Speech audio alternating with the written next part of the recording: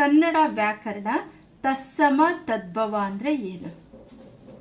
ತತ್ಸಮ ಅಂದರೆ ಏನು ಅಂದರೆ ಸಂಸ್ಕೃತ ಶಬ್ದಗಳನ್ನು ಕನ್ನಡದಲ್ಲಿ ಯಥಾವತ್ತಾಗಿ ಬಳಸುವುದನ್ನು ತತ್ಸಮ ಅಂತ ಹೇಳ್ತೀವಿ. ನೋಡಿ, ಸಂಸ್ಕೃತ ಪದಗಳನ್ನು ಯಥಾವತ್ತಾಗಿ ಅಂದರೆ ಹೇಗಿದೆಯೋ ಹಾಗೆ ಬಳಸುವಂತಹದನ್ನು ತತ್ಸಮ ಪದ ಅಂತ ಹೇಳ್ತೀವಿ. ಓಕೆ, ತತ್ ಪ್ಲಸ್ ಸಮ ತತ್ಸಮ, ತತ್ ಪ್ಲಸ್ ಸಮ ತತ್ಸಮ, ಸಂಸ್ಕೃತ ಪದಕ್ಕೆ ಸಮಾನವಾದದ್ದು ಅಂತ ಅರ್ಥ.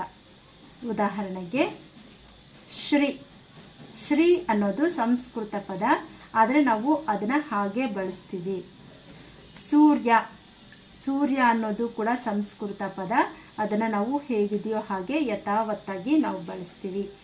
ತ್ಯಾಗ, ತ್ಯಾಗ ಅನ್ನುವಂತಹದ್ದು ಕೂಡ ಸಂಸ್ಕೃತ ಪದ, ಅದನ್ನು ನಾವು ಹಾಗೆ ಬಳಸ್ತೀವಿ. ಹಾಗೆಯೇ ವಿಜ್ಞಾನ, ಪುಸ್ತಕ, ಸರಸ್ವತಿ ಇಂತಹ ಪದಗಳನ್ನು ನಾವು ಯಥಾವತ್ತಾಗಿ ಬಳಸ್ತೀವಿ. ಈ ಪದಗಳನ್ನೇ ತತ್ಸಮ ಪದಗಳು ಅಂತ ಹೇಳೋದು.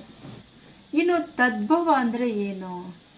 ತದ್ಭವ ಅಂದರೆ ಸಂಸ್ಕೃತದಿಂದ ಕನ್ನಡಕ್ಕೆ ಬರುವಾಗ ಅಲ್ಪ ಸ್ವಲ್ಪ ಅಥವಾ ಪೂರ್ಣವಾಗಿ ಬದಲಾವಣೆ ಹೊಂದಿ ಬರುವಂತಹ ಪದಗಳನ್ನು ನಾವು ಏನಂತ ಕರಿತೀವಿ?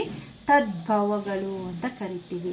ಉದಾಹರಣೆಗೆ ಸಜ್ಜೆ, ಲಕುಮಿ, ಹದಿಬದೆ, ಸಿರಿ, ಚಾಗ, ಹೊತ್ತಗೆ.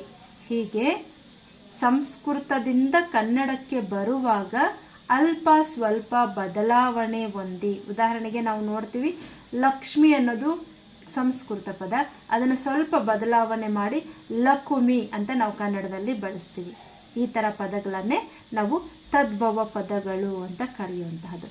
ಒಂದಷ್ಟು ಉದಾಹರಣೆ: ಆರ್ಯ ತತ್ಸಮ, ಅದಕ್ಕೆ ತದ್ಭವ ಅಜ್ಜ. ಕಾರ್ಯ ಕಜ್ಜ, ಚಂದ್ರ ಚಂದಿರ, ವಿಜ್ಞಾನ ಬಿಣ್ಣಣ, ನಿತ್ಯ ನಿಚ್ಚ, ಪದ್ಮ ಪದುಮ, ಭಕ್ತಿ ಬಕುತಿ, ವೀಥಿ ಬೀದಿ.